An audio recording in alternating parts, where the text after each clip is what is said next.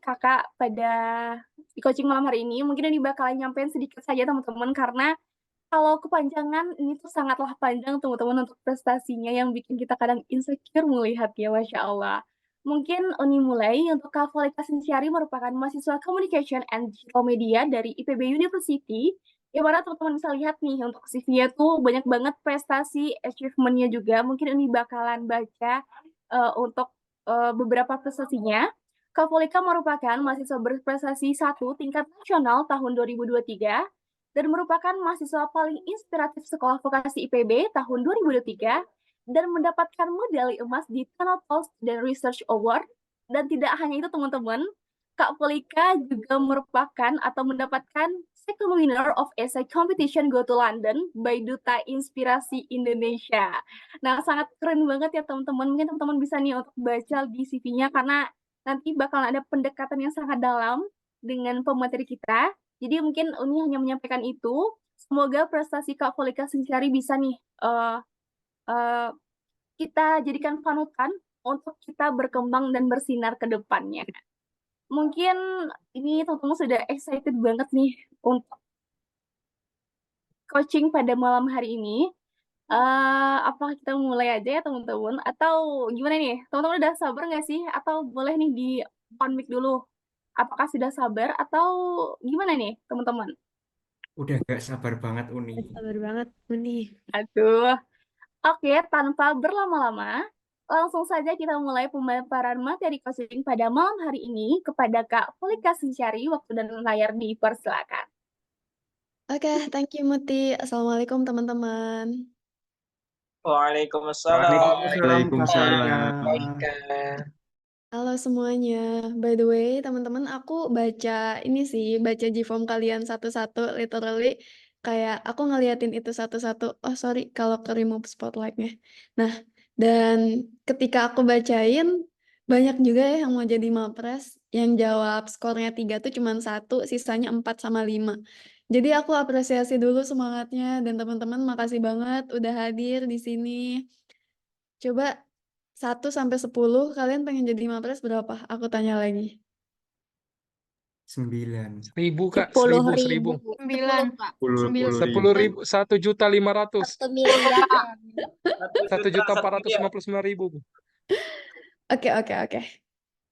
Tapi aku mau bilang, kalau misalkan aku lihat tantangan kalian, atau misalkan hal yang masih menjadi sesuatu yang menghalangi kalian yang kalian tulis di GFOM, kayaknya kita belum bisa untuk bahas technically secara mapres gitu.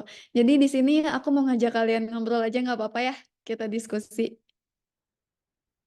Oke, aku izin share screen. Wait a minute.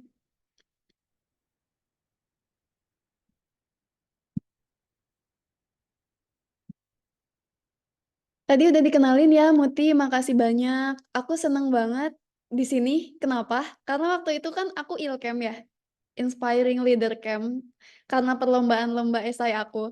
Terus itu anak duta inspirasi itu seaktif itu, dan kayak seantusias itu kalau ikut forum. Jadi kayak parah nih, gila, semangatnya harus diapresiasi. Jadi aku seneng banget berada di sini, dan tadi udah dikenalin ya sama Muti, aku di mana. Ini beberapa pengalaman yang aku dapetin selama kuliah.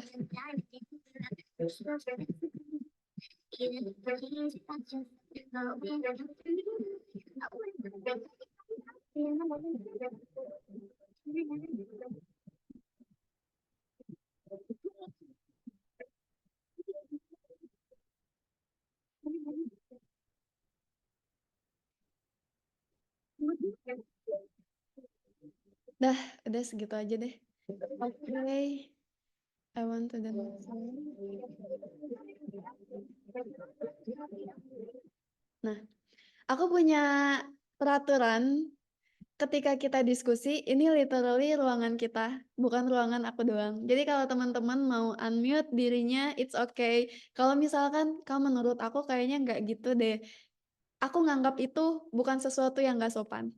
Jadi teman-teman bebas kalau misalkan ada yang mau ditanyain atau misalkan mau berargumen, it's okay.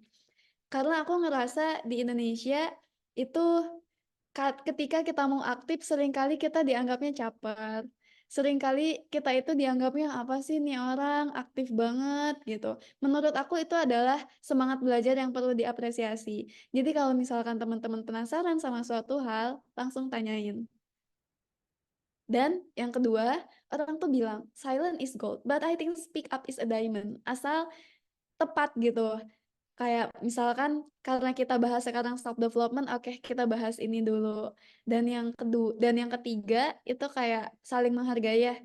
Aku ngelihat salah satu harapannya teman-teman saat malam ini itu pengen fulfill hadir di room ini. Jadi aku doain semoga teman-teman yang ada di sini itu beneran fulfill. Kenapa? Karena kalau misalkan kita terburu-buru pengen cepet selesai, itu kita nggak dapet apa-apa.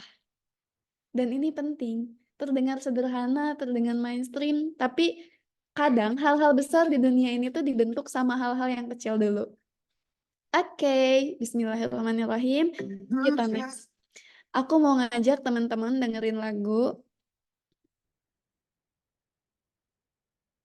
Nah, bayangin kalian bicara ke diri kalian di masa lalu, say thank you because you're not give up. Looks like we made it. Look how far we've come, my baby. Made it to the long way. We knew we'd get there someday. They said, I bet they'll never make it.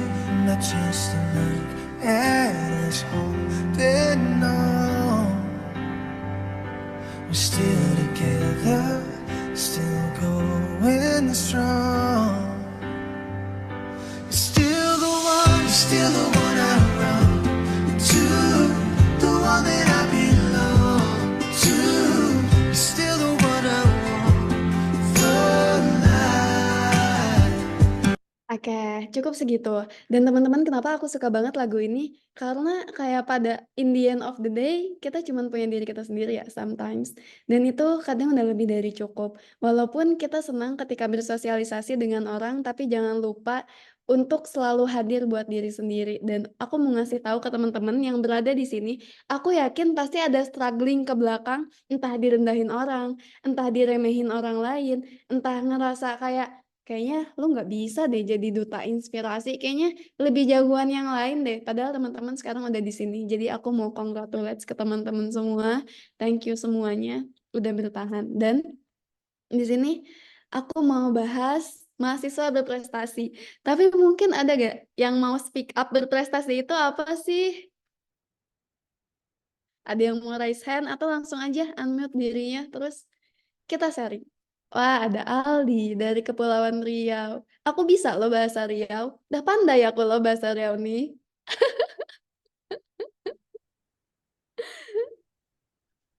Halo Aldi. Halo Kak Polika. Hai. Gimana di Riau? Masih panas? Jujur Li, sebenarnya aku bukan asli Riau sih, cuma delegasi dari Kepulauan Riau. Oke. Gimana nih? Apa itu berprestasi menurut Kak Aldi? Oke, terima kasih sebelumnya Kak Polika atas kesempatannya. Kalau dari aku sendiri sih Kak, berprestasi itu ketika kita berhasil mencapai sesuatu yang kita harapkan. Itu sih Kak dari aku. Terima kasih. Oke, berhasil mencapai sesuatu yang kita harapkan. Thank you, Aldi. Ada yang mau jawab lagi apa itu berprestasi? Nih, Donga nih, calon Mapres 25 bukan Donga? Boleh Donga. Baik, terima kasih Kak Pelika atas kesempatannya. Izin memperkenalkan diri, perkenalkan nama saya Muhammad Sami Arkan. Kak, salah satu mahasiswa vokasi sekarang yang sama kayak Kak Pelika. Terima kasih doanya juga tadi Kak. Nah, Amin. kalau Amin ya Allah. Nah, kalau menurut Sami, pandangan Sami sendiri apa itu berprestasi, Kak? Berprestasi itu bukan hanya untuk mencapai sesuatu kalau menurut Donga Sami, tapi kalau menurut Sami itu berprestasi itu adalah kita mendapat atau mencapai sesuatu dengan menginspirasi ataupun berdampak kepada sosial masyarakat. Karena sejatinya kalau menurut Sami, orang yang berprestasi itu adalah orang yang mampu berdampak untuk seluruh umat di masyarakat. Terima kasih, Kak. Masya Allah, politik banget ya, politikus banget nih gayanya. Udah ada wibawanya. Oke, semangat ya Donga. Sekarang Terima pertanyaannya kasih. aku ganti. Kan Donga bilang kalau kita tuh harus menginspirasi dalam mencapai prestasi itu. Karena nanti akhirnya tujuan yang bermanfaat. Nah, sekarang aku mau nanya nih sama teman-teman. Menginspirasi itu apa loh? Kok jadi bahasa Riau? Lupa aku. Teman-teman, menurut teman-teman menginspirasi itu apa? Nih, ada Jatim. Kak Ava ya dari Jatim ya. Ya, halo Kak. Baik, terima kasih Kak atas Oke, oke. kesempatannya. Jadi kalau menurut saya sendiri, menginspirasi adalah kegiatan yang bisa kita lakukan ketika kita memiliki kelebihan atau unique selling point yang positif dan kita bagikan ke masyarakat. Dan dari masyarakat itu bisa terinspirasi atau kayak kagum gitu terkait apa yang kita lakukan dan mereka itu ingin menjadi seperti kita, tentunya dengan hal yang positif atau jalur yang positif. Jadi pada singkatnya adalah menginspirasi ketika kita menyebarkan sesuatu yang positif dan sesuatu yang positif itu ditiru oleh orang lain agar orang lain itu melakukan hal yang positif dan itu berdampak secara menyeluruh atau efek domino begitu Kak. Kalau dari saya Oke, sendiri. thank you ya. Berarti ketika kita melakukan suatu hal yang positif, punya unique selling proposition, aduh, itu bisnis kanvas banget nih bahasanya. Kayaknya orang manajemen atau bisnis nih, Kak Alfa. Oke, Benar, sekarang Kak. aku mau nanya, pertanyaannya diganti. Menurut teman-teman, berpre- menurut teman-teman, menginspirasi itu bisakah dijadikan suatu tujuan?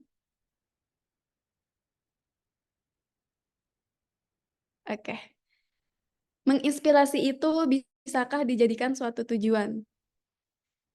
Dari Papua Tengah, boleh Kak Ari. Oke, terima kasih Kak sudah memilih saya dan terima kasih atas kesempatannya.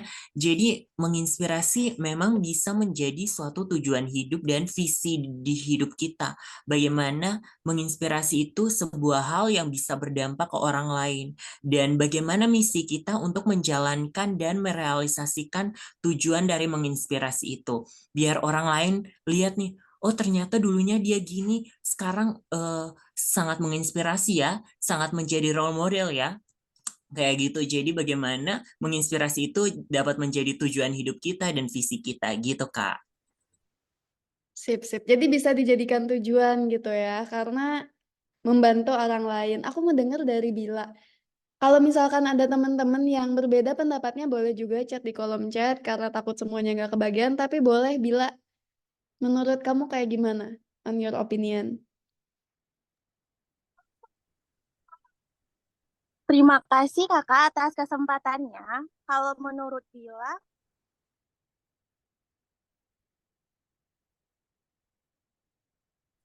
gimana kita tujuan kita hidup salah satunya itu menginspirasi dan bermanfaat dan berdampak bagi orang lain dan bisa menjadi contoh orang lain agar bisa menjadi seperti kita. Ya, tapi contoh yang baik seperti itu. Oke, oke, thank you so much jawabannya. Gak ada yang benar dan gak ada yang salah, karena benar salah itu sebenarnya bisa dilihat dari persepsi masing-masing. Kalau hal-hal semacam kayak menginspirasi itu bisa dijadikan tujuan atau enggak. Nah, itu tuh bisa jadi salah, bisa jadi benar. Tapi kalian berbagi opinion kalian dan aku juga punya opinion sendiri, nanti kita sharing. Benar gak kayak gitu? Jadi kita diskusi untuk mencapai tujuan akhir, kayak, oh proses berpikir itu bikin kita punya pilihan yang lebih bijak. Nah, sekarang aku nanya, why-nya? Kenapa kalian mau jadi berprestasi atau menginspirasi? Zaitun Samosir deh, boleh. Oke, baik. Terima kasih ya, Kak, untuk kesempatannya. Kenapa kalian ingin jadi berprestasi? Kalau ditanya kenapa ingin jadi berprestasi, pastinya dengan kita memiliki prestasi, itu jadi satu nilai plus untuk kita. Jadi, orang melihat kita tuh punya value. Jadi kayak misal nih ya, saya pribadi, kayak misal kita menjadi masyarakat umum di fasilitas umum. Ada orang yang kayak sebelumnya kita, dan dia nggak tahu background kita, pasti kayak dia tuh biasanya kadang menyepelekan atau apa. Tapi orang yang punya prestasi, yang notabene dia itu di notice, kita itu jadi punya keistimewaan gitu loh untuk diperlakukan dan di respect sama orang lain. Jadi salah satu poin plusnya kalau punya prestasi itu. Tapi Kalau dari pribadi saya sendiri, kenapa kita harus berprestasi? Saya rasa ingin punya prestasi itu adalah satu ambisi bahwa kita bukan outputnya ya untuk yang dinilai orang, tapi bagaimana kita bisa melakukan sesuatu itu optimal gitu loh. Dan dari yang optimal itu orang mengapresiasi, makanya ada prestasi tadi. Mungkin begitu. Oke, aku suka jawaban kamu. Lebih luas pandangannya. Oke, thank you ya Zaitun. Sebenarnya aku tuh udah bikin slide buat teman-teman, tapi karena kita mau diskusi, jadi aku barangkali bakal sharing-sharing kayak aku harus scrolling dulu karena ternyata gak ada di PPT aku karena ada yang mau aku sharing. Aku share screen ini aku aja. Google Chrome. Nah, ini Google Chrome aku. Terus aku Budi Martindas. Aku mau ngasih lihat ada yang namanya Pak Budi Martindas. Pak Budi Martindas ini adalah psikolog senior. Beliau orang yang dituakan di mahasiswa berprestasi. Beliau itu udah seberumur ini loh, tapi literally tetap dipertahankan di penjurian nasional karena beliau tuh selalu punya cara yang tepat sekali, cara yang unik, cara yang keren untuk melihat kepribadian orang lain. Kayak soal-soalnya itu kadang yang dibuat beliau gak susah, tapi bisa menunjukkan jati diri kita sebenarnya. Dan ketika kemarin aku di final Mapres Nasional, di sana itu aku bisa duduk sama beliau. Nah, waktu aku duduk sama beliau, itu aku sharing kan, dan dia bilang ke kita-kita, kamu tahu gak tujuan Mapres itu buat apa? Terus dia menceritakan suatu cerita, ada seorang petani, tapi ternyata di samping-sampingnya itu petani doang. Jadi kayak ada suatu kampung, di situ tuh isinya petani-petani. Dan di situ itu banyak yang nanam jagung. Jadilah karena banyak petani, banyak yang nanam jagung, ada suatu kontes kayak siapa yang punya jagung terbaik. Nah, ketika perlombaan itu dilakukan, yang menangnya itu selalu si A, selalu petani A. Terus bingung dong kenapa setiap tahun kok petani A yang menang. Terus ditanya dong, wahai petani A, apa yang membuat kamu menang? Terus petani A-nya tuh jawab gini, saya membagikan bibit jagung yang saya miliki ke tetangga-tetangga saya. Karena bibit jagung saya akan dipengaruhi oleh bibit jagung yang ada di tangga. Tumbuhan jagung saya akan dipengaruhi oleh jagung-jagung yang ada di tetangga saya, di sekitar saya. Karena dibuahinya itu kan oleh kupu-kupu, oleh serangga, dan sebagainya. Jadi memerlukan environment yang bagus. Jadi bisa jadi ketika kita berbuat baik, itu tuh tujuannya tuh bukan buat baik sama orang lain, tapi emang bener kita tuh baik tuh buat diri kita sendiri. Kebaikan itu tuh akan kembali ke diri kita sendiri. Dan percayalah ketika misalkan kamu baik sama orang, itu tuh bakal kembali ke diri kita. Ketika kamu jahat sama orang, itu kejahatan yang kita lakukan untuk diri kita sendiri. Karena segala sesuatu itu balik ke diri kita sendiri. Itu poin pertama yang menurut aku bagus banget waktu itu aku dengar ilmunya. Oh iya ya, beneran ketika terus ada cerita lagi. Ada salah satu pengusaha yang kaya raya di suatu daerah. Saking kaya rayanya, kalau dia lihat orang tetangganya nggak punya kerjaan, dikasih kerjaan.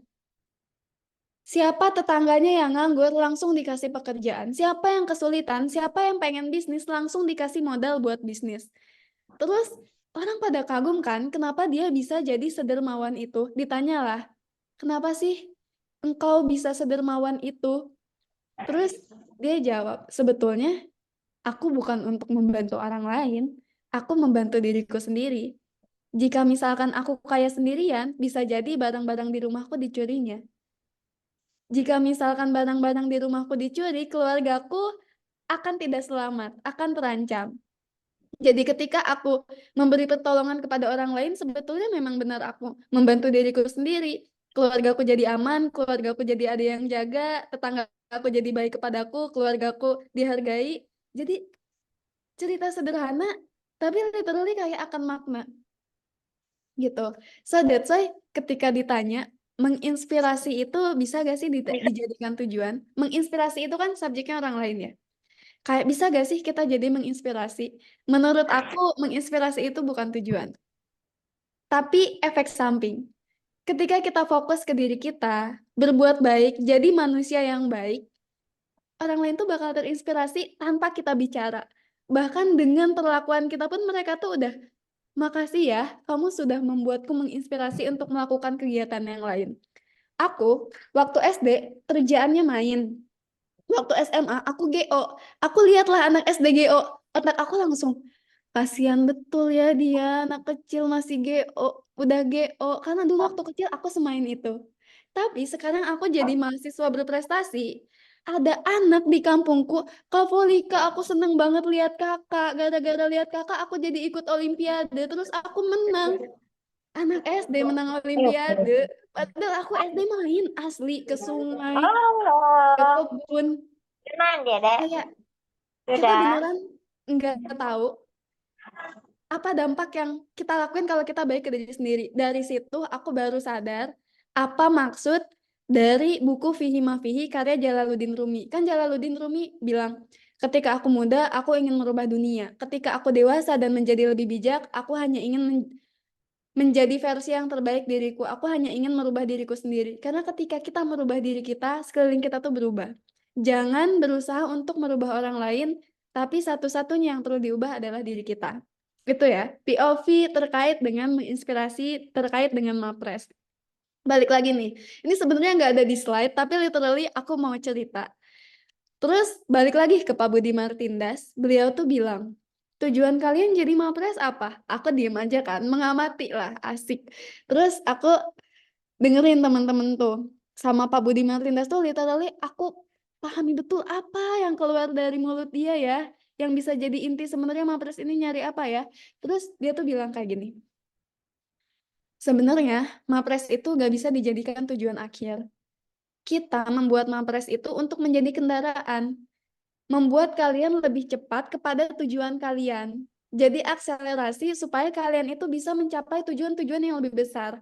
That's why banyak anak IPB itu Mapresnya ketat parah. Aku Mapres 9 bulan di karantina, nggak boleh magang dan sebagainya, seketat itu. By the way, aku sama banget sama Kak Safira Alfarizi dari Vokasi Mapres, IPB, dan juga satu prodi komunikasi digital dan media. Jadi waktu aku menang, Kak Safira ngucapin aku, terus kayak Kak Prodi aku tuh bilang bahwa jarang banget kayak gitu, karena saking susahnya Mapres, itu udah ketat. Bahkan bisa aku bilang keketatannya itu kayak lebih susah lolos dulu di IPB daripada di nasional, karena LL Dikti punya seleksinya sendiri gitu. Terus banyak banget kan, ketat banget nih. Jadi anak-anak IPB tuh pengen jadi Mapres. Terus kalau misalkan mereka nggak menang, ada yang disebut dengan pasca Mapres syndrome, di mana orang tuh jadi kayak bingung mau ngapain lagi ya, karena Mapresnya udah nggak dapet. Tapi yang menang Mapres juga kayak gitu. Teman-teman yang ada di Mapres nasional itu ketika udah Mapres nasional kayak, gue ngapain ya? Karena bingung. Mapres tuh kayak seolah-olah tujuan akhir dia gitu. That's why ketika dia udah dapetin itu, dia bingung. Terus aku baca ISK, karya Arya Ginanjar. Beliau itu nyebutin ketika kita ada di paling teratas jabatan karir, malah di situ ngerasa kosong. Nah, that's why kita harus punya tujuan yang lebih jauh dari itu. Nanti kita bahas ya. Itu selingan aja. Oke.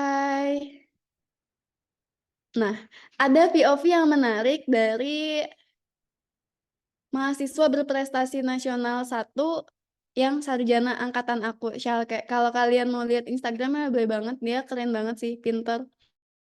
Terus dia bilang, ada yang mau bantu aku bacain? Ada yang mau bantu aku, bener, ada yang mau bantu aku bacain?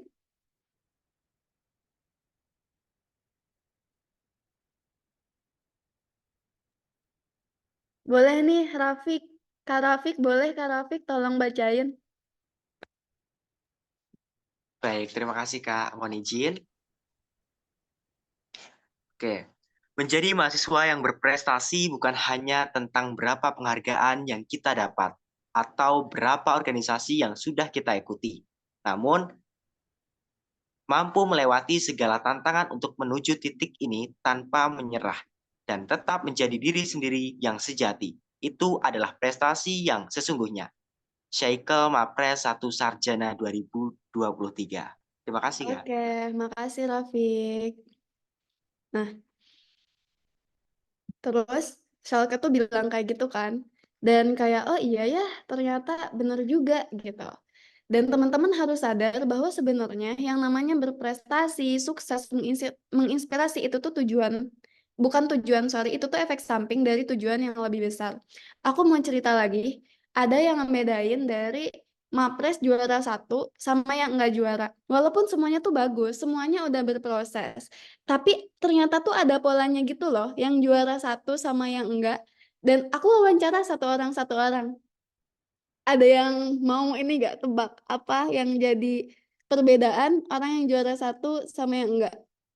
Kira-kira. Janganlah dong, yang lain lah. Nah, Wan. Sorry ya dong, nanti lagi ya dong. Eh, Boleh nih. izin Kak, kalau Mm-mm. dari Wan mungkin karakternya Kak. Karakternya. Kasih contoh. Kalau yang lain mungkin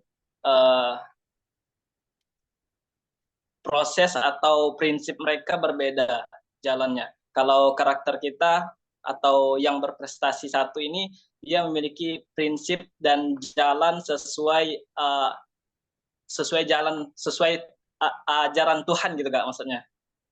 Oke, thank you Wan. Oke, thank you ya. Nah, kita diskusi lagi nih teman-teman ya. Itu benar. Ada satu kata yang Wan sebutin dan itu benar. Jawabannya adalah prinsip.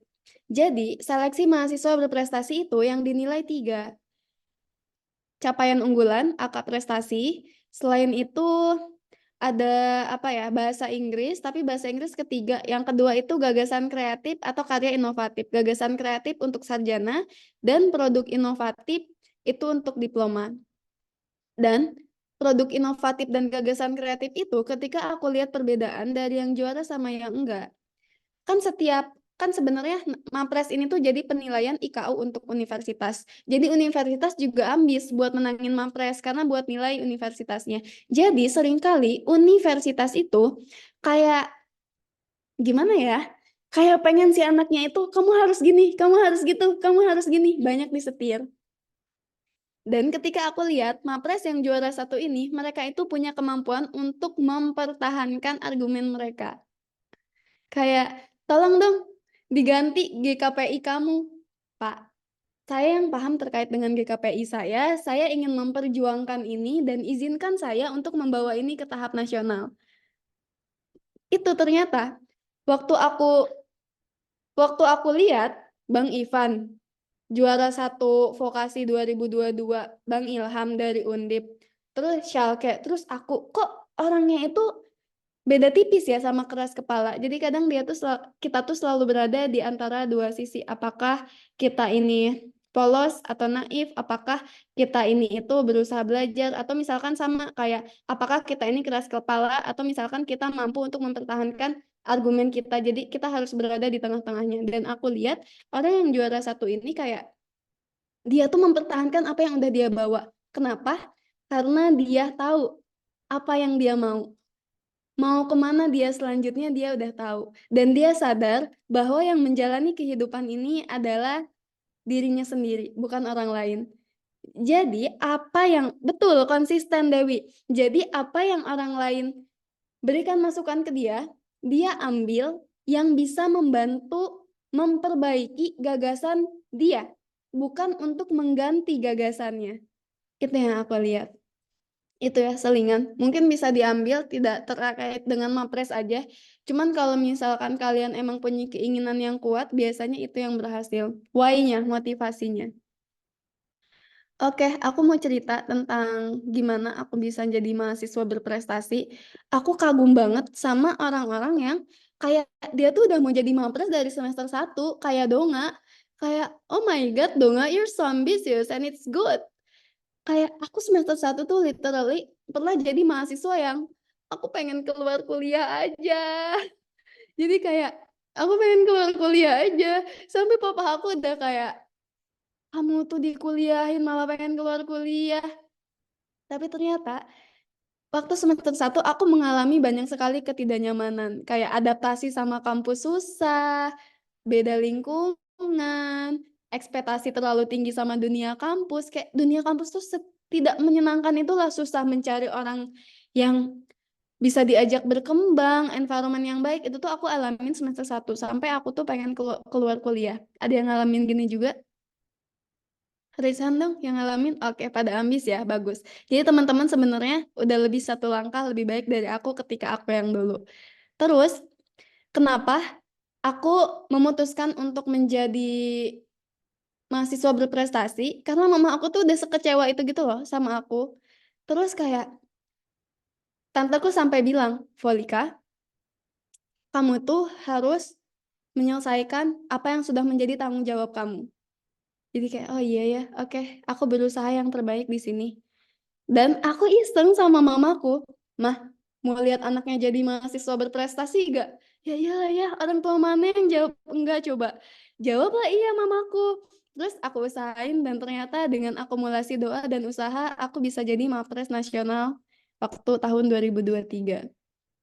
Dan dulu tuh aku pengen banget bisnis, aku sesuka itu sama bisnis dan aku ngerasa kayaknya kalau aku gak kuliah, aku bisa lebih fokus bisnis. Terus aku nonton podcast Raditya Dika. Dia tuh bilang, ketika kita punya kesempatan untuk membahagiakan orang tua, maka lakukanlah. Karena kita tidak punya selamanya untuk melakukan itu. Jadi kalau teman-teman punya hal-hal yang pengen dilakuin, selesain dulu kuliahnya. Karena orang tua kita tuh sebangga itu, kalau misalkan kita udah jadi pakai toga, udah bisa wisuda. Orang tua tuh sebangga itu. Oke. Jadi, dan ini terkait dengan apa yang kita tuh beneran nggak tahu seberdampak apa yang kita omongin, sama apa yang kita lakuin. Waktu aku jadi Mapres tuh pasti ada capeknya dong. Oke, di sini bahas capek. Aku mau diskusi dulu. Menurut kalian, ketika lagi capek, bagusnya kita ngapain dulu? Ketika kita lagi burn out, kita ngapain? Ada yang mau raise hand terus sharing?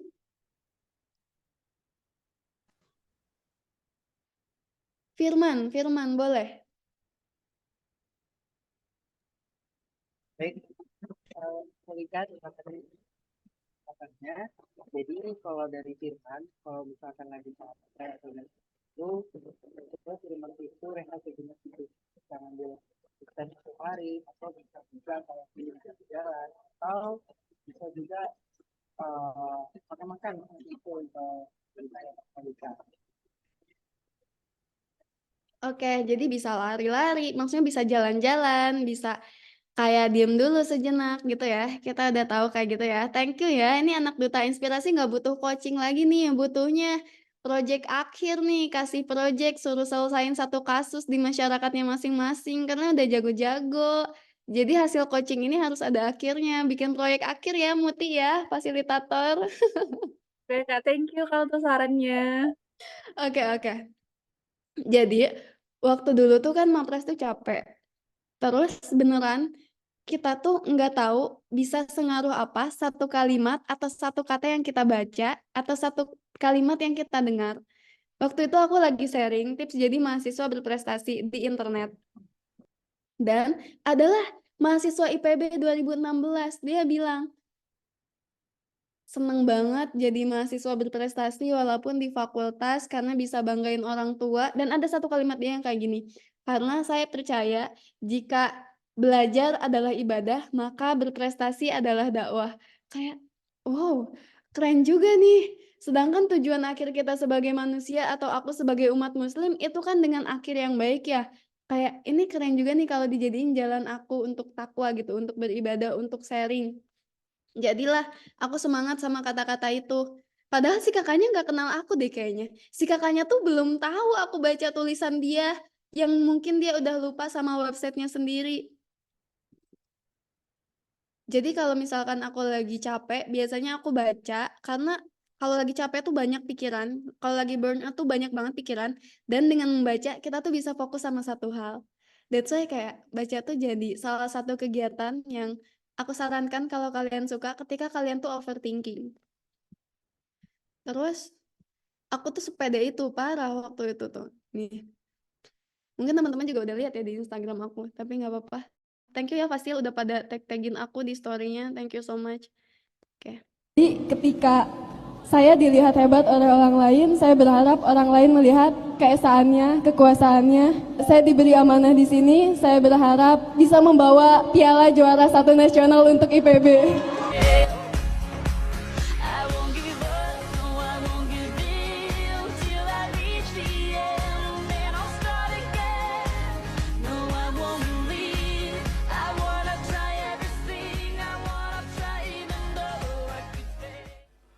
Menginspirasi kepedulian yang pertama,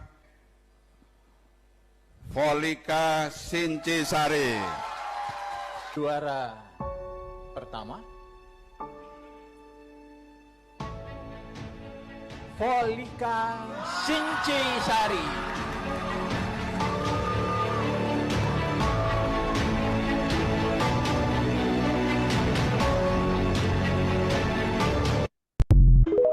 Jadi waktu dulu ketika aku masih seleksi di IPB, drive folder aku tuh udah juara 1 nasional gitu loh. Kayak aku jadiin itu sebagai manifestasi dan doa, dan itu bikin aku kayak oke, Vol, you need to work hard gitu. Kamu harus bekerja keras untuk apa yang kamu mau.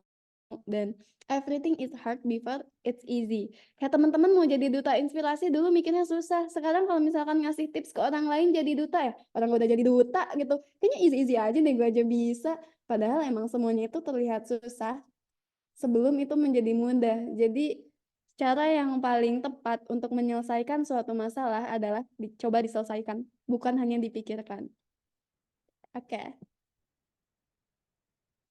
Kalau misalkan bahas technically, itu kayak lo jadi mau mapres ya udah baca aja panduannya, semuanya udah tertera di situ. Dan by the way teman-teman, ini mungkin ya nggak banyak orang lakuin. Aku tuh baca pedoman, nggak cuma dibaca doang. Aku highlight-in, terus aku baca per kata-katanya, dan ketika dibaca per kata-kata itu, aku kasih catatan apa yang belum ada di gagasan kreatif aku, apa karakter aku yang harus aku tingkatin. Kayak sebenarnya Mapres itu dilihat dari 3 hal ditambah 4 hal. Yang pertama capaian unggulan, kedua gagasan kreatif atau produk inovatif, yang ketiga bahasa Inggris, dan ada poin plus yang jadi penentu yaitu kepatutan. Kepatutan ini tuh yang menentukan nih orang pantas gak nih jadi Mapres. Dan di situ tuh ada di panduan, Mapres tuh pengennya orang yang kayak gimana. Itu aku baca satu-satu, aku minta evaluasi ke temen aku. By the way, dari karakter-karakter ini, mana ya yang harus aku tingkatin? Mana ya yang harus aku pertahanin? Dan aku beneran highlight satu-satu, kayak gagasan kreatif tuh harus menyelesaikan suatu masalah di wilayah tertentu. Wilayah tertentu, aku udah belum nih, oh oke, udah wilayah yang terdekat, wilayah Bogor. Aku baca satu-satu, dan panduannya itu beneran aku pahamin satu-satu, dan aku baca yang nyusunnya siapa, aku cari tahu orangnya siapa, backgroundnya apa. Karena kita bahas satu hal yang spesifik sesuai dengan background kita. Jadi menjadi suatu tantangan ketika kita harus menjelaskan itu ke berbagai orang dengan background yang berbeda. Itu harus terbiasa. Gimana caranya kita menjelaskan sesuatu dengan tepat, dengan cepat, dan mudah dipahami. Itu. Jadi kayak kalau kalian menjadi Mapres sebenarnya technically baca aja panduannya. That's why kenapa aku nyuruh baca panduannya, karena aku lihat dari masalah teman-teman, kayak sebelum ke teknik ada hal-hal yang perlu teman-teman ingat nih ketika menjalani Mapres, ketika mau Mapres, atau apapun yang kalian lagi tuju. Nah, ini capaian di Mapres tuh banyak, ada kompetisi, pengakuan, karir organisasi, hasil karya, pemberdayaan atau aksi kemanusiaan, kewirausahaan. Buat capaian unggulan ini sebetulnya ada salah satu kuncinya, yaitu makin susah makin besar nilainya. For example, kompetisi itu apakah setara nasional atau internasional? Kalau nasional, minimal orang yang daftarnya itu dari 3 provinsi. Jadi ini saran juga ke teman-teman ya, karena sekarang banyak banget kegiatan volunteer dan sebagainya, tapi ternyata bayar, atau semua orang dapat sertifikat. Mohon maaf, itu nggak kredibel di Mapres. Jadi di Mapres itu dilihat juga yang tanda tangan sertifikat kita siapa, apakah orangnya kredibel, apakah perlombaannya kredibel. Banyak perlombaan yang kita bayar, terus di end of the day kita dikasih sertifikat semuanya. Nah, yang kayak gitu perlu dihindari menurut aku, tidak perlu mengikuti kegiatan seperti itu. Lebih baik cari kegiatan yang tidak mudah mendapatkannya, tapi tidak terlalu sulit sampai kita masih bisa untuk menyelesaikan itu. Karena aku tuh suka underestimate sesuatu yang mudah itu, bukan gak suka ya, siapa sih yang gak suka kemudahan, tapi sesuatu yang mudah itu gak bikin kita berkembang. Sesuatu yang mudah tuh kayak kalau gak ada tantangannya buat kita tuh nggak bikin kita terbiasa sama hal yang lebih sulit, nggak naikin level kita. Jadi itu. Terus ada pengakuan. Pengakuan itu apakah teman-teman pernah jadi narasumber atau juri dan sebagainya. Dan ada karir organisasi. Di sini juga dilihat, oh teman-teman BMKM, kalau misalkan kalian itu organisatoris, karir organisasi yang nilainya bagus di Mapres itu tuh ketua, terus founder. Kalau misalkan anggota staff itu tuh nilainya kecil banget.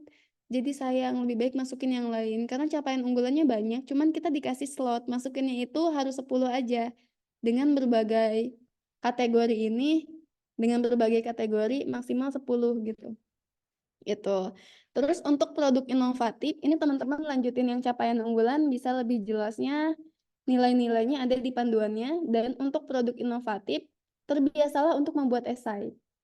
Jadi teman-teman ikut dulu aja lomba esai yang sederhana-sederhana. Yang penyelenggaranya ini kayaknya nih perlombaan esainya, kalau teman-teman pengen juara, cari perlombaan yang kayaknya kompetisinya itu masih kredibel, misalkan diadain sama universitas tertentu, tapi kayaknya yang ikutannya itu belum sebanyak itu. Biasanya di luar Jawa. Nah, cari aja. Atau misalkan di BMKM IPB atau misalkan di mana. Kalau misalkan yang hadiahnya itu banyak, biasanya kompetisinya makin ketat, lolosnya makin sulit. Jadi ketika kita ikut perlombaan, kan capek kalau nggak menang-menang di awal belajar, itu bertahap ikutnya. Dari yang nggak terlalu susah, dari yang medium, baru yang ke hard level. Jadi jangan maksain, kayak kita kalau mau menggapai sesuatu yang tinggi, belum punya tangganya itu terlalu carang, tahu carang nggak sih? Jaraknya itu terlalu jarang, capek nanjaknya. Jadi perbanyak aja tangganya ini supaya naiknya itu kecil-kecil tapi konsisten. Jadi tahu-tahu nanti kita udah di atas gitu. Ini sebenarnya kalau buat capaian unggulan sama produk inovatif harus dibahas di beneran satu forum yang emang ngebahas ini aja. Jadi di sini aku mau kasih pembuka ke kalian, Mapres tuh ini loh yang dinilai. Dan teman-teman, jangan pernah insecure sama orang. Kenapa? Karena Mapres 2022 di SPIPB juara 1, Bang Ivan juga, beliau itu kurang bagus bahasa Inggrisnya. Dan beliau itu work so hard untuk belajar bahasa Inggris. Tahu gak, waktu di final, gak dinilai bahasa Inggrisnya. Gak masuk penilaian. Dan waktu tahun aku baru masuk lagi penilaian. Jadi panduan dari nasional ini tuh kadang berubah-ubah. Dan kalau teman-teman insecure sama orang lain, percayalah orang pun insecure lihat kalian. Jadi ketika kalian gak pede karena lihat orang lain, bisa jadi itu pun yang orang lain lakuin. Dan ingat ya, kamu punya sesuatu yang bisa dijual, begitupun orang lain. Jadi itu bikin kamu nggak insecure, tapi juga bikin nggak ngerendahin orang lain. Karena setiap orang punya uniqueness tadi, unique selling propositionnya masing-masing. Dan yang ngebedain gimana cara kita menjual itu. Orang lain hanya bisa membeli apa yang kita jual. Yang kita jual adalah sesuatu yang kita tunjukkan. Dan sekali lagi, kita berada di dua sisi, show up dan rendah hati. Kita harus berada di tengah-tengahnya. Nggak bisa aku bilang bahwa personal branding aku di Instagram jadi salah satu faktor kenapa aku jadi Mapres, karena aku begitu menunjukkan bahwa aku sangat suka di bidang self development dan sangat suka di bidang education. Jadi ketika dilihat Instagram aku sesuai, ketika dilihat background perlombaan aku ikut kompetisi esai, podcast, video kreatif, tapi semuanya bahas pendidikan. Bahkan lomba yang ada di Duta Inspirasi itu Goes to London, itu aku bahas pendidikan gitu. Jadi kayak semuanya relate, ada benang merahnya. Dan itu yang harus teman-teman cari. Buatlah storytelling yang bagus terkait dengan cerita teman-teman. Cari benang merah apa yang bisa dirajut. Itu tipsnya. Oke, itu ya materi kita kali ini. Nanti kita diskusi lagi. Ini, let's discuss. Itu banyak banget tantangannya teman-teman. Aku kaget ya. Kalau misalkan aku bikin Google formulir, itu tuh unik banget ketika anak-anak di situnya itu se-effort itu bikin Google-nya, sehingga aku tuh bisa menyesuaikan materi apa yang teman-teman butuhin. Jadi aku sangat mengapresiasi. Tapi sebelum itu, aku mau kita sharing lagi nih terkait dengan tantangan yang teman-teman hadapin. Aku mau ada Lulu di sini lagi hadir gak Lulu?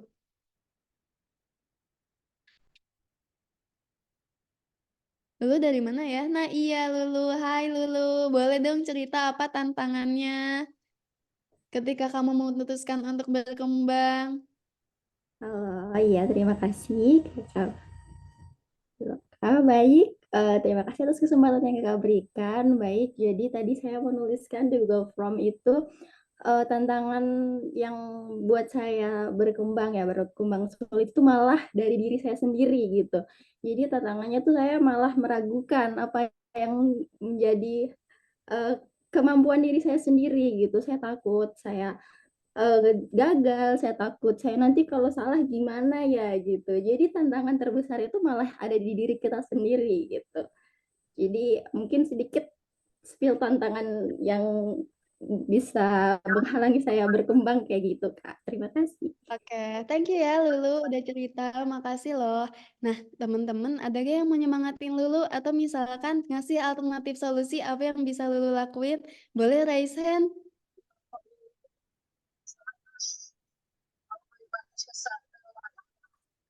Semangat, Kak Lulu. Oke, ada yang mau ngasih semangat sama Kak Lulu via Oke nih, ada nih Papi Yoga. Oke, Papi Yoga. Mungkin ada sepatah dua kata yang bisa disampaikan untuk Kak Lulu. Ya, aku mau nyampein Mbak Lulu, kalau Lulu terus semangat karena ada aku. Iya, kalau Lulu terus semangat ya karena Oh iya, terima kasih Kakak. Baik. Terima kasih atas kesempatan yang Kakak berikan. Baik, jadi tadi saya menuliskan di Google Form itu tantangan yang buat saya berkembang sulit itu malah dari diri saya sendiri gitu. Jadi tantangannya itu saya malah meragukan apa yang menjadi kemampuan diri saya sendiri gitu. Saya takut saya gagal, saya takut saya nanti kalau salah gimana ya gitu. Jadi tantangan terbesar itu malah ada di diri kita sendiri gitu.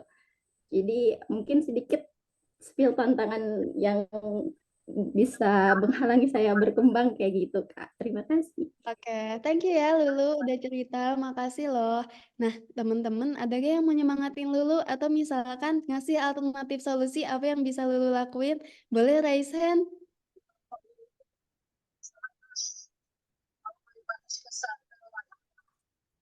Semangat, Kak Lulu. Oke, ada yang mau ngasih semangat sama Kak Lulu via Oke nih, ada nih Papi Yoga. Oke, Papi Yoga. Mungkin ada sepatah dua kata yang bisa disampaikan untuk Kak Lulu. ya aku mau nyampein Mbak Lulu, kalau Lulu terus semangat karena ada aku. Iya, kalau Lulu terus semangat ya karena aku percaya kalau Lulu bisa. Oke. Makasih ya Papi Yoga sama Kak Lulu. Nih, itu bukti bahwa kalian tuh berada di environment positif. Ketika kalian mencari energi positif itu, kalian akan selalu menemukannya karena kalian sudah berada di dalamnya. Dan sekarang tugas kalian gimana maksimalin environment tersebut. Gimana kalian bisa jadi solusi untuk masalah-masalah yang ada di sekitar kalian. Kalian mau ngadain acara, teman-teman kalian udah kredibel jadi pembicara. Kalian mau ngadain lomba esai, aku yakin teman-teman udah pandai itu. Esai udah pandai gimana cara kepanitiaan. Jadi at least tuh ada projectnya gitu. Enggak cuma belajar doang, tapi implementasi pembelajarannya. Oke, makasih ya Papi Yoga dan Luna. Aku sharing lagi nih. Aku ini harus nyari PPT yang lain, tapi alhamdulillah udah ketemu. Ada yang mau aku sharing soalnya. Ini literally aku kayak bolak-balik PPT ini, PPT itu. Karena aku nyesuaiin sama diskusi kita kali ini dan seru juga ya kayak gitu. Nah,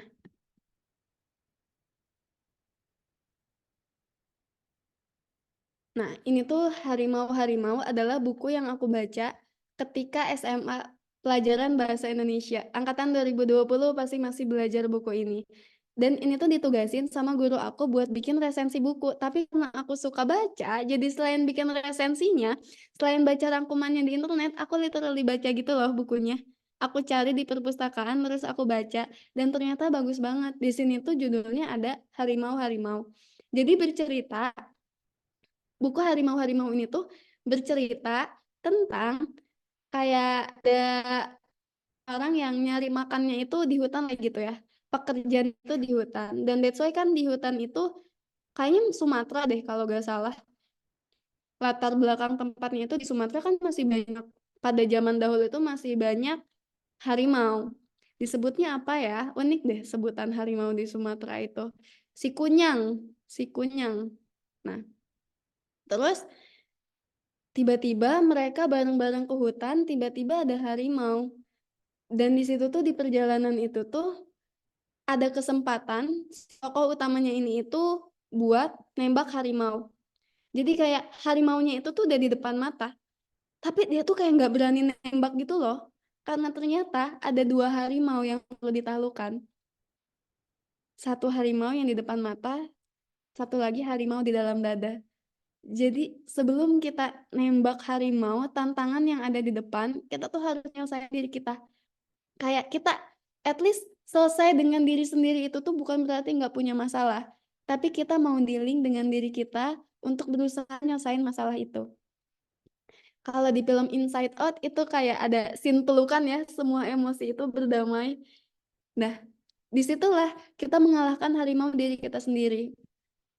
That's why setelah kita mengalahkan harimau di dalam diri kita sendiri, itu baru kita bisa nyelesain masalah-masalah di luar. Karena apa? Kalau misalkan kita belum bisa nih mengontrol rasa takut kita.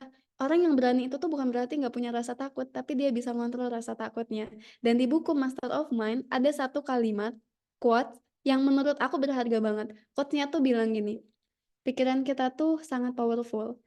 Kita bisa jadiin dia sebagai prajurit kita, atau kalau enggak, dia bakal ngontrol diri kita dan kita bakal jadi budak buat pikiran kita sendiri. Karena se-powerful itu kalau kita nggak ngatur pikiran kita, kita yang dibudakin. Jadi kita tuh mikir apa dipikirin gitu. Kayak kita dipekerjakan atau memang kita yang mengerjakan otak kita, memanfaatkan otak kita? Itu pertanyaan yang bagus. Oke. Dan ketika di kuliah, aku belajar ada pelajaran yang sangat aku ambil sampai sekarang, sangat jadikan prinsip sampai sekarang. Oh sorry, ke remove lagi. Kenapa ya? Iseng banget si Polika.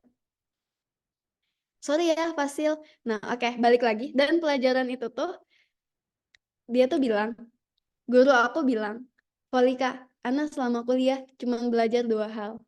Yang pertama, jangan sombong. Yang kedua, kalau lihat orang lain kesusahan, lo bisa bantuin, bantu. Waktu mampres, aku diajarin Polika, kamu sekalinya sombong, kamu kalah, kamu jatuh. Nah, jadi teman-teman, nanti kalau misalkan teman-teman udah jadi mahasiswa berprestasi, udah menang ini itu, jangan merasa lebih baik dari orang lain, tapi jadikan sejelek-jeleknya orang itu bisa jadi tempat kita belajar. At least, kita bisa belajar dari pencuri, kita bisa belajar dari pemabuk, supaya kita nggak jadi kayak mereka. Jadi kita bisa ngerubah sudut pandang kita supaya semua hal itu tuh kita bisa ambil baiknya aja. Itu tuh penting. Kalau misalkan ada orang yang belum mampu untuk menjelaskan secara rinci, secara jelas dalam suatu forum, kita doain dia, kita ajak dia. Kayak kamu yang belum ngerti apanya atau enggak, tadi menurut kamu kayak gini ya. Barangkali kita lebih punya privilege untuk belajar hal itu dibandingkan orang lain. Dan itu tuh ngaruh ketika mapres. Jadi waktu mapres, kan dites bahasa Inggris. Di dalam suatu ruangan kita impromptu bahasa Inggris. Terus waktu aku ngedengerin temen aku merhatiin itu. Terus aku ngangguk, terus aku senyum. Ketika nanya, aku lihat dulu orangnya ini bisa jawab pertanyaan aku atau enggak. Aku enggak mempertanyakan hal yang bikin dia jatuh. Terus waktu keluar, itu temen aku sampai Polika, makasih ya. Kamu udah se-ekspresif itu merhatiin aku. Aku jadi tenang waktu waktu presentasi. Asli, Vol, makasih banget sampai sebegitunya. Dan waktu ada nih orang lain yang belum pandai bahasa Inggris, terus ditanya pakai bahasa Inggris lagi, ya nggak bisa jawab lah, kasihan. At least tanya aja apa yang udah kamu lakuin. Kayak hal-hal sederhana yang nggak perlu pakai advance English gitu. Jadi kayak kita juga harus bisa memposisikan diri, karena pada akhirnya untuk menjadi mahasiswa berprestasi itu kan untuk become a leader ya, build something gitu. Dan untuk jadi pemimpin itu, kita tuh harus beneran peduli sama bisa berempati. Dan itu tuh penting. Banyak orang yang keren, tapi nggak bisa berada di atas karena karakternya. Makanya that's why sebagus-bagusnya orang, bahasa Inggrisnya bagus, capaian unggulannya bagus, gagasan kreatifnya bagus, dia nggak juara karena nggak menuhin nilai keempat yang kepatutan itu. Itu perlu di-highlight. Oke, apa lagi ya yang bisa aku sharing? Masih banyak kok katanya. Parah, banyak banget. Nah, teman-teman lagi pegang pensil nggak? Sama kertas? Pegang, Kak. Yeay. Sekarang tolong disimpan ya, kertas sama disimpan, dipegang. Nih, tulislah di sebelah kiri apa yang jadi hambatan kalian. Dan yang sebelah kanan, kira-kira dulu gimana kita bisa nyelesain hal itu. 5 minimal 3 hambatan kalian, dan di sebelah kanan gimana kita bisa nyelesainnya. Oke. Aku kasih waktu 1 menit. Enggak 1 menit banget sih. Wait a minute ya. Tulis di sebelah kiri apa yang menjadi tantangan kalian. Dan di sebelah kanan itu kira-kira gimana nyelesainnya.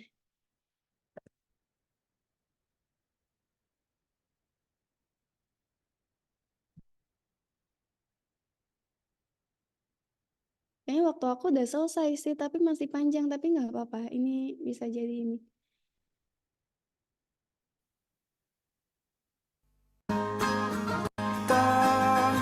Menaklukkan dunia, berlarilah tanpa lelah sampai engkau meraihnya. Laskar pelangi takkan terikat waktu, bebaskan mimpimu di angkasa, warnai bintang di jiwa.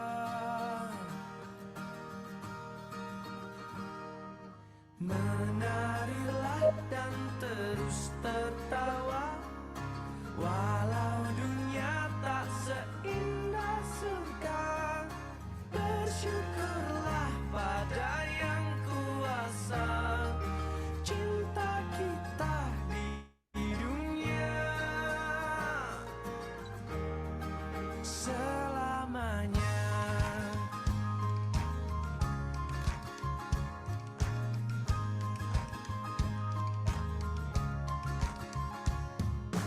Cinta kepada hidup, memberikan senyuman abadi, walau hidup kadang tak adil, tapi cinta lengkapi kita.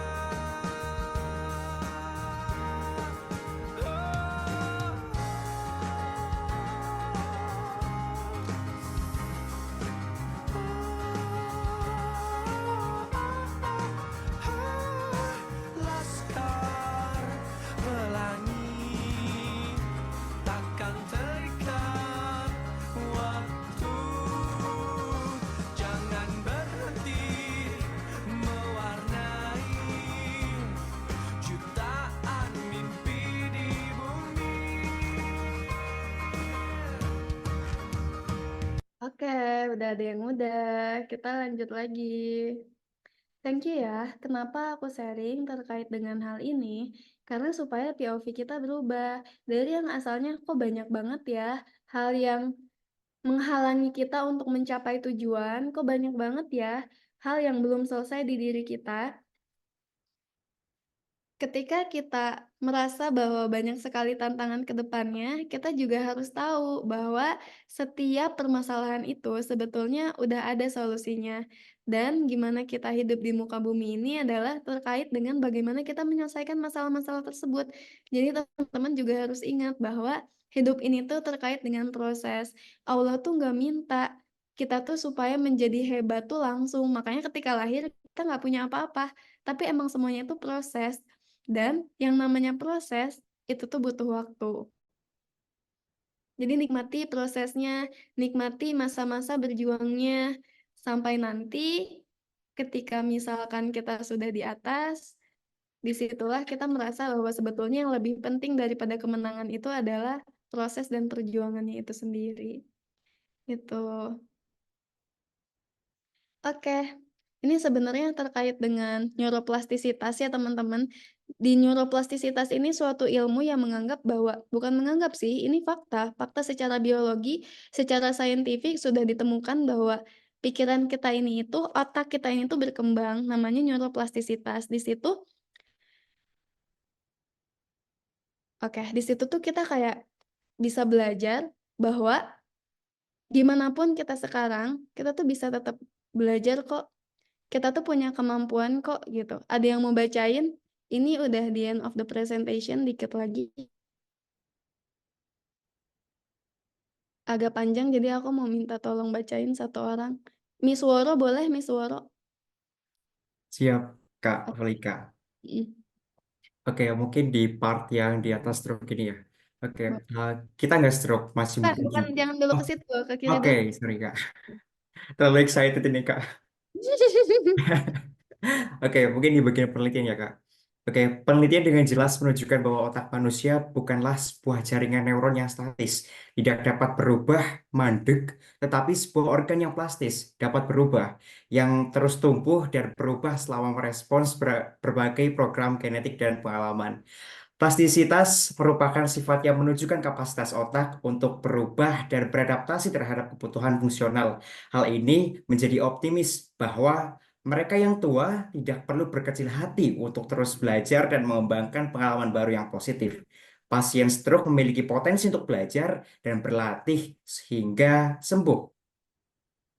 Lanjut ke bagian yang stroke ini ya, Kak. Boleh. Oke, kita nggak stroke, masih muda juga.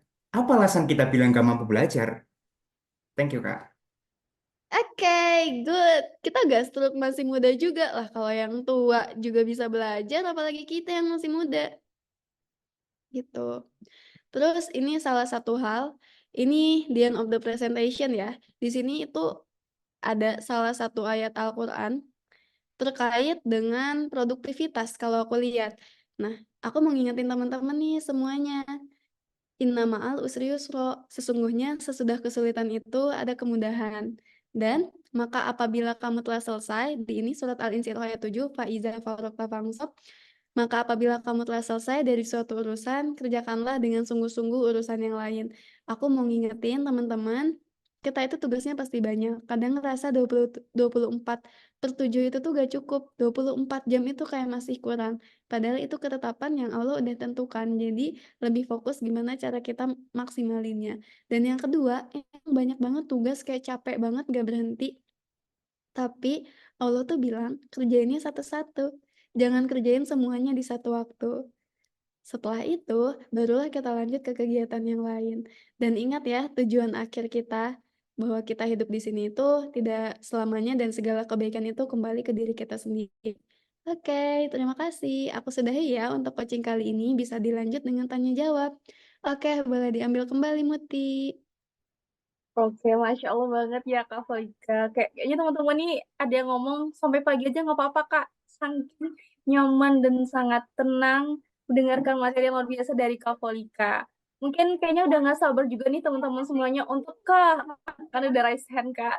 Oke, nggak sabar nih kayaknya untuk tanya jawab. Mungkin Muti sedikit minta bantuan Kakak nih untuk memilih 3 penanya untuk pada malam hari ini. Mungkin teman-teman yang mau nanya boleh nih untuk raise hand dan on cam terlebih dahulu. Oke, sudah banyak ya, udah 50.000 juta kayaknya. Hasna boleh, Hasna. Oke, silakan ya Kak. Halo Kak, selamat malam. Terima kasih banyak Kak Volika atas kesempatannya. Aku juga jujur gak expect Kakak bakal milih aku. Dan terima kasih banyak Kak, setelah aku dengar coachingan kali ini, yang pertama aku dapat insight banyak banget. Terus yang kedua aku juga jadi agak terkena dakwah dari Kakak ya. Jadi kayak, oh my God, ini kayak, aduh gimana ya. Karena jujur apa yang pengen tak tanyain ini adalah suatu hal yang, aduh Kak masih gemeter. Karena gara-gara terakhir Kakak itu kayak membuat aku bener-bener gimana ya Kak, kangen sama diriku yang dulu gitu Kak. Jadi aku sebenarnya sebelum tanya aku ingin cerita dulu ya Kak. Kan sebenarnya Kakak kan pernah bilang ya dulu Kakak dari semester 1 sampai 3 tuh rasanya pengen keluar gitu-gitu ya Kak. Itu tuh kebalikan dari aku Kak. Jadi aku tuh awal-awal ambisius banget tapi, di semester-semester ini tuh aku agak ngerasa, aduh kuliah aku kenapa susah banget ya, kayak ada rasa demotivasi gitu, Kak. Apalagi ditambah sekarang temen partner lomba aku dulu SMP ikut Class of Champion dari ruang guru, jadi kayak semakin insecure gitu, Kak, rasanya. Kayak karena jujur, Kak, aku tuh kan, sekolahnya teknik ya, Kak, dan aku ngerasa semester awal-awal tuh masih mudah karena belum terlalu menjurus ke jurusan aku. Dan di semester 4 ini tuh ngerasa Eee, udah terlalu masuk ke jurusan aku materinya dan agak susah mengikutinya.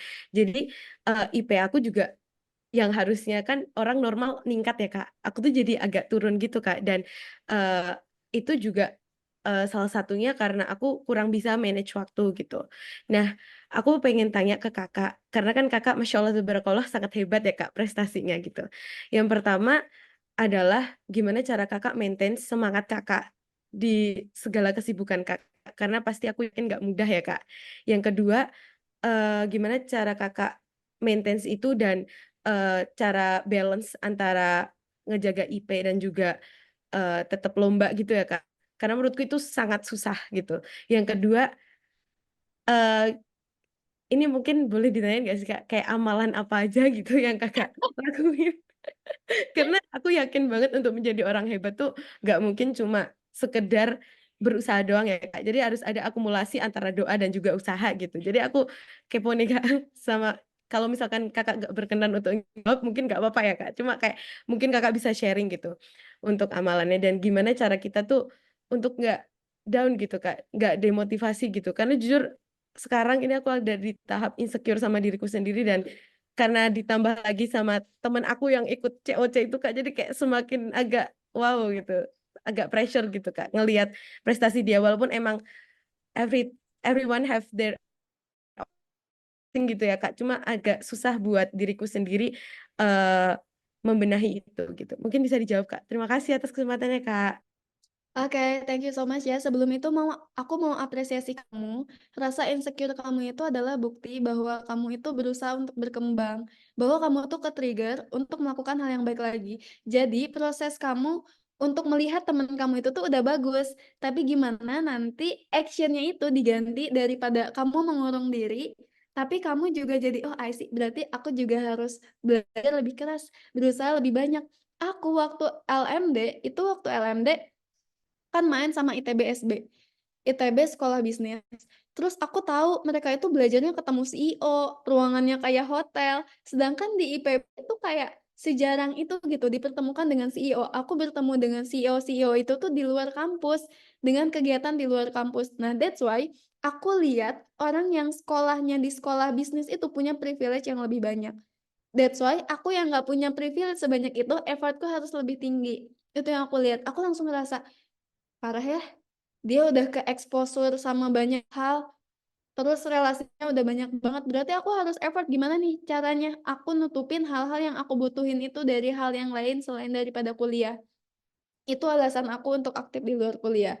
Terus, terkait dengan amalan ya, aku kalau ditanya amalan tuh sebenarnya agak bingung karena aku juga tidak sesoleha itu sebetulnya, tapi karena sering banget ditanya ini, aku jadi sadar satu hal, yang sekarang kayaknya unik deh ini tuh. Aku tuh nggak pernah nggak suka sama orang lain. Aku tuh kayak nggak benci sama orang lain gitu loh. Segak suka apapun dia sama aku kayak aku tuh kayak fine sama ketidaksukaan orang lain ke aku. Jadi kalau lihat head comment di komentar aku yang kalimatnya itu nggak sopan sama bahasanya itu binatang, nggak nyampe binatang sih, cuman kayak tidak berpendidikan. Aku tuh bukan, "Ya ampun aku di hate comment," bukan gitu responnya, tapi aduh, aku di bidang self development dan education banyak kali PR-ku untuk Indonesia, gitu loh. Saking thinking aku kali ya, aku nggak tahu, tapi kayak emang aku tuh ngelihat dari sudut pandang yang berbeda gitu loh. Terus kalau misalkan ada orangnya yang nggak suka sama aku, "Val, aku nggak suka tahu sama kamu." Aku tuh kayak cuman pengen jawab, "Oh iya, tapi aku tetap suka sih sama kamu. Kalau kamu perlu bantuan, juga aku bantuin kalau aku bisa." Karena itu sesuatu yang bukan aku kontrol gitu loh, rasa gak suka orang lain. Dan ketika kita baik sama orang lain, kebaikan itu akan terbuka dengan sendirinya. Pun keburukan itu akan terbuka dengan sendirinya. Terus teman aku langsung bilang, "Val, dulu aku nggak suka tahu sama kamu. Kalau nanya lagi presentasi itu susah, out of the box, kayak aku nggak ngerti sama kamu." Tapi waktu dia udah ketemu offline sama aku, tapi sekarang aku seneng sih temenan sama kamu, ternyata kamu baik dan ternyata kamu tuh nggak kayak yang aku pikirin. Jadi ketika kita konsisten sama kebaikan dan kepribadian kita, orang tuh sadar bahwa emang kita tuh kayak gini adanya.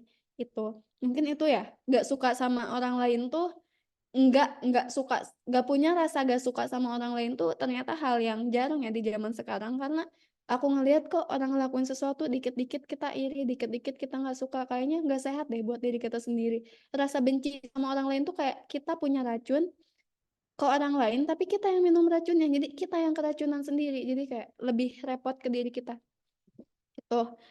Itu termasuk amalan sih kalau aku lihat. Terus kayak rasa insecure itu ya, rasa insecure dan gimana caranya konsisten. Jadi teman-teman, dulu tuh semester 1 sampai semester 3 aku tuh nggak fokus kuliahnya karena pengen bisnis, ikut volunteer, organisasi, dan kayak kuliah tuh kayak nggak menyenangkan lah buat aku. That's why kayak aku nyari di samping kuliah itu, tapi aku sadar bahwa kuliah itu masih penting. Nah, disinilah aku belajar, ini waktu mapres ya, aku belajar hal ini. Ada yang namanya analisis kesiapan. Jadi, hal ini itu dilihat dari, nih maaf ya, agak apa ya, agak narsis foto-fotonya, tapi ya udahlah ya, say, bekas postingan aku. Jadi ada yang namanya tuh sanggup, ingin, aman, dan penting. Analisis kesiapan ini itu digunakan ketika kita punya banyak hal yang pengen kita lakuin dan hal yang pengen kita gapai. Ingat ya, siap. S-nya sanggup, I-nya ingin, A-nya aman, P-nya penting. Apa sih analisis kesiapan ini? Nah, sanggup. Apakah kita bisa menyediakan atau memiliki waktu, dana, dan keahlian untuk mencapainya? Sanggup gak kita? Oke. Yang kedua, ingin. Apakah benar-benar aku inginkan atau itu tuh cuma FOMO doang? Sejauh mana aku bisa berkorban buat keinginan itu? Nah, terus yang A itu aman. Apakah ada pihak yang dirugikan? Aman gak ya? Aku kalau misalkan ikut organisasi ini, aku udah punya tanggung jawab nih di ABCD gitu. Kayak dirugiin gak ya? Ada pihak yang dirugiin gak ya? Dan yang terakhir itu penting. Seberapa penting sih pengaruhnya untuk tujuan-tujuan kita yang lebih jauh selanjutnya? Hal ini tuh ketika diimplementasiin, kayak misalkan Ari dari Papua pengen nikahin Luna Maya, sanggup gak? Kayak sanggup-sanggup aja, gue juga ganteng, Luna Maya kayaknya bisa deh gue gebet gitu. Tapi apakah ingin? Siapa sih yang gak mau jadi cowoknya Luna Maya? Kayak langsung gue jadi selebgram tuh, kayak langsung gue jadi artis. Aman gak? Parah nih, gue kalau jadi cowoknya Luna Maya dihujat se-Indonesia nih, mental gue nggak aman nih kayaknya nih. Keluarga gue bisa-bisa dibantai nih, kayak aman nggak dan penting nggak? Ternyata ketika dipikir-pikir gak sepenting itu ya. Aku mau sama teman sekelasku aja atau sama batch sesama aku di Duta Inspirasi biar bisa bareng projectnya, gak ada yang tahu. Jadi kayak, ya Luna Maya udah punya Maxim, iya. Jadi contoh doang, analisis kesiapan tuh kayak gitu. Dan gimana sih cara pakai analisis kesiapan? Kalau teman-teman niat, itu kasih miserable kayak terukur 1 sampai 5 sanggupnya 1 sampai 5 kayaknya 3 deh. Kegiatan yang ini sanggupnya 1 sampai 5. Oh, aku sanggup banget nih ikut Mapres, aku kasih nilai 5 gitu loh. Dan yang lain-lain pun kayak gitu dan itu ngebantu kita buat refleksi lagi. Aku bener-bener gak ya mau jadi Mapres? Kayaknya jalan aku bukan di situ deh. Soalnya Mapres tuh lebih ke sosial dan juga education. Kayak dutanya Kemendikbud, nggak kayak aku kan suka bisnis, aku pengen dapat perusahaan atau yang kayak gimana. Oh, berarti aku masuknya student katalis gitu. Oh, berarti aku masuknya YLA, Young Leaders Indonesia. Jadi gak harus kok teman-teman jadi Mapres, tapi teman-teman juga harus berkembang. That's why gak harus kok ikut COC, tapi juga teman-teman cari kesempatan yang lain. Ya udah kalau orang lain di COC berarti kita cari jalan yuk tempat yang lain yuk, banyak jalan menuju Roma. Nah, kita harus tahu dulu ikut COC itu buat apa. Oh, jangan-jangan abis dapet COC kayak gimana ya itu tergantung dia sih. Cuman lihat sudut pandangnya itu, oh dia bisa ikut COC karena dia punya prestasi, karena dia daftar, karena dia punya personal branding. Jadi di reach out sama ruang gurunya. Nah, itu udah aku lakuin belum? Jadi daripada fokus ke sesi akhirnya itu ikut COC-nya, lihat dulu belakangnya. Udah sejauh mana teman kita berjuang buat ikut COC. Karena buat ikut COC itu bukan perjuangan 2 tahun, maybe dia membuat prestasi itu selama hidupnya. Kita nggak ada yang tahu apa yang udah dia lewatin. Dan daripada insecure sama pencapaiannya, lebih baik insecure sama usahanya. Gitu. Oke, pertanyaan terakhir, gimana caranya tetap konsisten? Cari lingkungan yang bikin tetap konsisten. Setiap orang tuh benar kata kamu, beda jalannya, beda startnya.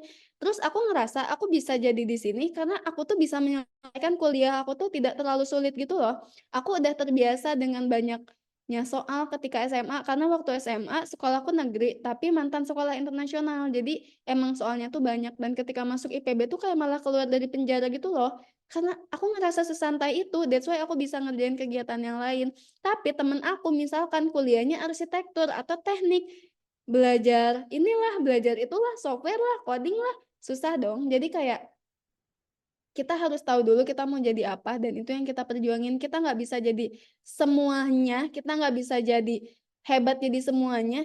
Dan yang penting tuh kita tahu tujuan kita. Dan ini ya, teman-teman kenapa insecure? Karena teman-teman ngebandingin diri kalian itu sama banyak orang. Si A ikut COC insecure, si B dapat duta ini insecure, si C ikut volunteer insecure. Padahal itu 3 orang yang berbeda. Kalian bandingin sama diri kalian sendiri. Coba bandingin sama 1 orang. Dia juga pasti ngalamin kekalahan, dia juga pasti ngalamin kegagalan, pasti ngalamin kayak fase di mana dia bisa down-nya itu manusiawi. Jadi lebih realistis aja kalau mau bandingin diri sendiri sama orang lain dan daripada bandingin diri sendiri sama orang lain yang udah tahu startnya beda, jalannya beda, lebih baik kita bandingin diri kita sama diri kita yang kemarin. Panjang banget dah jawab 1 jawaban. Udah deh, segitu kejawab gak? Kejawab banget, Kak. Thank you banget ya, Kak. Maaf agak panjang juga nih. Semoga teman-teman juga kebagian buat tanya. Iya, sorry ya. Aku semoga terjawab panjang banget. Oke, thank you. Next. Ini berapa pertanyaan lagi, Muti? Kita sampai jam berapa? Oke, mungkin bisa nih Kak, untuk 1 penanya terakhir Kak, boleh Kak Volika pilih Kak. Yang bisa pantun deh, siapa? Boleh nanya. On mic yang bisa pantun. Sami. Oke, boleh kamu. Sami, Kak. Oke.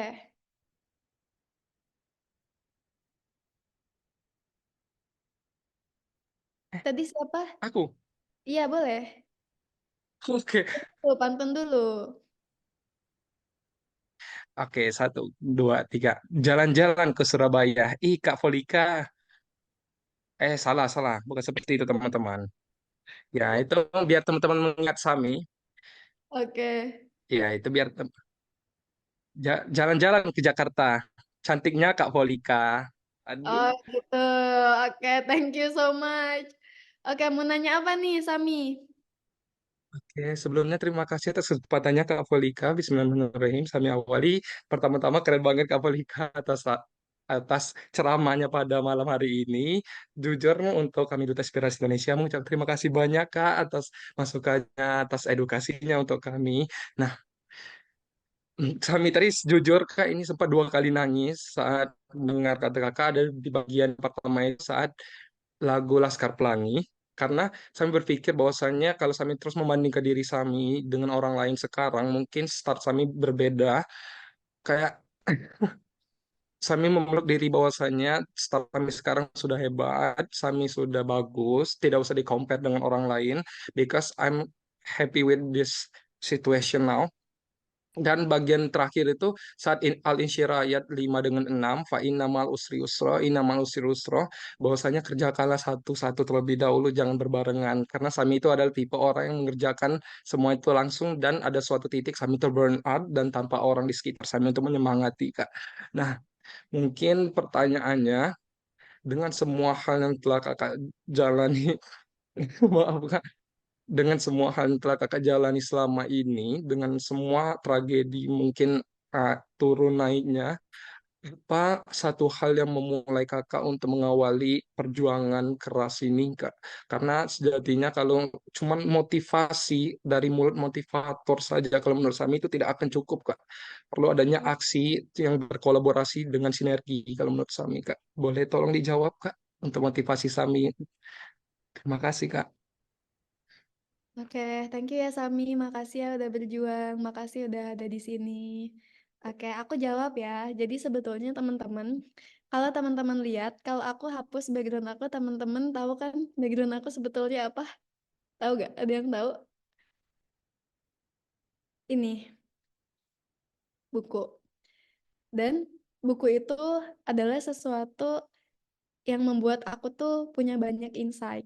Karena aku tidak lahir di keluarga orang yang jenius, tapi orang yang berkarakter. Tapi selain daripada keluargaku, aku juga punya mentor-mentor yang belum pernah aku temui, yaitu penulis-penulis buku. Dan dari semua buku yang aku baca, ada salah satu buku yang sangat inspiratif yang menurut aku kayaknya saintis kalau misal kamu nyari ide dari sini deh. Segesoleha-solehannya aku, Al-Quran tuh beneran se-impactful itu. Aku dapetin banyak lomba. Sebetulnya ideation yang aku punya tuh berasal dari Al-Quran. Nih, waktu aku lomba di Duta Inspirasi, Essay Goes to London, pemimpin apa yang dibutuhkan pada zaman sekarang, aku cari di Al-Quran, pemimpin apa sih yang bagus menurut Islam, dan ternyata itu tuh selalu relate sama keadaan di zaman sekarang. Itu privilege sebagai muslim, menurut aku ya, karena aku udah buktiin sendiri, aku tuh pelajarin, kayak, oh ternyata di Islam itu ada yang namanya tuh, pemimpin itu tuh harus tabligh, amanah, fatonah, sidik. Aku hubungin sama dasar negara kita. Oh ternyata ada relate ya, ada relevansinya. Dan ternyata ketika aku sampaikan itu, di perwakilan dari Sabang sampai Merauke, semua orang tuh setuju. Karena emang segeneral itu. That's why kayak Al-Quran itu memberikan aku kesempatan untuk menjadi problem solver. Aku jadi mapres. Kenapa bisa jadi paling terinspiratif ketika mapres? Aku bahas anak disabilitas. Anak disabilitas, waktu aku survei ke lapangan, aku kan bahas tunagrahita. Tunagrahita itu teman-teman bayangin, teman-teman bisa pegang sendok garpu buat makan, itu sesederhana itu makanan sehari-hari pakai sendok garpu. Anak tunagrahita buat megang hal itu tuh perlu latihan. Segak mampu itu mereka. Integritas apa ya? Tunagrahita itu grahitanya tuh kurang. Grahita itu apa ya? Intelektualnya itu kurang. Dan ketika aku survei, gurunya tuh bilang, ngapain sih ngurusin anak tunagrahita? Mereka tuh di dunia tuh cuman hidup aja, nanti juga meninggal. Digituin. Tapi aku sebagai seorang muslim, aku ngerasa Al-Quran itu diturunkan bukan hanya untuk orang yang normal, tapi seluruh umat manusia. Dan aku cari tahu Al-Quran itu sistem pembelajarannya itu kayak gimana. Oh, lewat storytelling, aku anak komunikasi. Dan ternyata ketika aku membuat sistem pendidikan, metode pendidikan untuk anak disabilitas itu, bagus dampaknya. Dan ternyata membuat mereka berkembang. Ketika aku implementasikan dari mana sumbernya? Al-Quran. Sebetulnya itu adalah hacks dari aku. That's why ketika ditanya motivasi aku apa, kayak aku ada di fase dulu tuh, kayak gue hidup buat apa lagi ya? Ya gue capek banget nih jalanin kehidupan, kayak kesulitan lagi. Tapi ternyata kita tuh di sini tuh dengan satu tujuan gitu loh. Dan jangankan kita yang berusaha menggapai satu tujuan, keberadaan kita tuh udah berharga buat orang lain yang sayang sama kita. orang tua kita tuh lihat kita makan aja tuh bahagia. Jadi kadang kita hidup di dunia itu kayak ya udah hidup aja dengan sebaik-baiknya. Nggak perlu kamu jadi harus banyak keharusan, banyak syarat. Kamu jadi diri kamu sendiri yang berusaha untuk terus melakukan kebaikan itu udah cukup gitu. That's why ketika ditanya motivasi aku apa, kan tujuan akhir kita itu tuh mati dengan baik. Mati dengan baik kita tuh nggak tahu matinya kapan. Jadi kayak ya udah diusahain terus kali aja. Kita nggak tahu kan mati kita kapan. Karena kalau di dalam Islam ya kalau ada yang non Muslim, jadi dalam Islam itu mungkin di agama lain juga sama. Dapat pahala tuh gampang, dapat ridho Allah tuh syaratnya gampang, tapi berdosa juga gampang. Cuman di mana kita matinya, apalagi berbuat jahat, apalagi berbuat baik, dan kita kan nggak tahu kapan kita mati. Sedangkan kalau secara nasihat, dunia itu kejarlah seperti kamu hidup 1000 tahun. Berarti selalu masih ada waktu untuk mengejar dunia. Tapi untuk mengejar akhirat, anggaplah bahwa kamu akan mati besok. Jadi kayak, ya udahlah aku ngusahain kebaikan-kebaikan aja. Jadi that's why alasan aku kenapa aku bisa nggak benci sama orang lain. Kenapa aku bisa menjalani kehidupan dengan orang lain. Karena aku percaya bahwa Islam itu agama yang diturunkan oleh Allah kepada Nabi Muhammad SAW untuk mengatur hubungan manusia dengan dirinya, dengan Allah dan dengan sesama. Jadi kayak bukan tentang hubungan aku doang gitu loh, tapi ketika orang lain gak balas kebaikan aku, ya udah aku kan minta kebaikannya sama Allah. Jadi lebih ngelibatin gitu sih Donga. Jujur ya, ini aku jawab jujur, itu adalah hacks life hidup aku. Jadi ketika ditanya, kok kamu bisa jadi kayak gini? Tujuan akhir aku tuh jauh. Gak cuma di sini doang, tapi gimana caranya aku mati dengan husnul khotimah. Udah, itu doang. Semoga menjawab ya. Terima kasih, Kak. Semoga diberikan kebaikan terus dengan Allah dan diberikan kemudahan setiap langkahnya. Amin. Amin ya Robbal Alamin. Amin, guys. Maaf ya, ini aku coaching jadi kayak ceramah disebut sama Donga. Sorry ya. Oke, Muti, udah. Oke, Masya Allah, Kak. Ya ampun, bener-bener sangat-sangat haru juga ya, Kak. Eh, Kami tuh bener-bener bersyukur banget nih bisa ketemu sama Kak Volika yang Masya Allah banget. Kayak bener-bener kalau bisa bilang tuh kayak daging semua untuk malam hari ini gitu, Kak. Dan mungkin teman-teman nih, Uni minta maaf banget yang belum bisa nanya, mungkin bisa nih DM Kak Volika ya, Kak ya, untuk menanya lagi apapun yang mau ditanyakan, karena ini udah mau malam dan di Timur pun mungkin udah mau pagi ya teman-teman. Jadi mungkin Uni sebelum mau tutup coaching pada malam hari ini, mungkin Uni mau sedikit mereview lagi untuk poin-poin dari Kak Volika. Mungkin ini nggak terlalu keseluruhan teman-teman karena Uni terlalu fokus banget dengerin Kak Volika. Mungkin kita nanti dengerin aja di closing statement-nya Kak Volika. Mungkin dari Uni tuh menjadi mahasiswa berprestasi itu sebenarnya bukan untuk tujuan akhir, namun mempercepat kita untuk mencapai tujuan kita. Dan orang hebat adalah dia yang tahu apa yang dia mau dan kemana tempat yang akan dia tuju. Dan yang terakhir, jika belajar adalah ibadah, maka prestasi adalah dakwah. Mungkin itu poin utama yang sangat benar-benar nyentuh di Uni, mungkin di teman-teman juga ya teman-teman. Nah mungkin Kak Volika bisa nih Kak untuk memberikan closing statement pada malam hari ini. Dipersilakan untuk Kak Volika memberikan closing statement-nya. Oke, sebenarnya kalau closing statement udah aku abisin semuanya ya. Aku cuma mau ngingetin teman-teman ketika misalkan teman-teman punya list yang harus dikerjain dan suatu saat itu nggak kekerjain, konsisten itu bukan berarti tiap hari kita harus terisi jadwalnya, tapi bisa jadi konsisten itu hari ini kita ngerjain, lusanya baru kita kerjain lagi, lusanya baru kita kerjain lagi, itu juga konsisten. Jadi konsisten itu bukan berarti kita ngapus diri kita, kayak ketika kita ngelakuin ketidaksempurnaan, kita ngerasa bersalah sama diri kita sendiri. Tapi konsisten itu adalah tentang proses bagaimana terus kita mengusahakan kebaikan. Jangan tanya diri kita udah baik atau belum, karena berusaha jadi baik itu baik. Makasih. Masya Allah, thank you banget Kak Volika untuk closing statement yang luar biasanya. Mungkin dari kami Duta Inspirasi Indonesia itu ada sedikit oleh-oleh nih untuk Kak Volika. Mungkin teman-teman operator apakah sudah standby?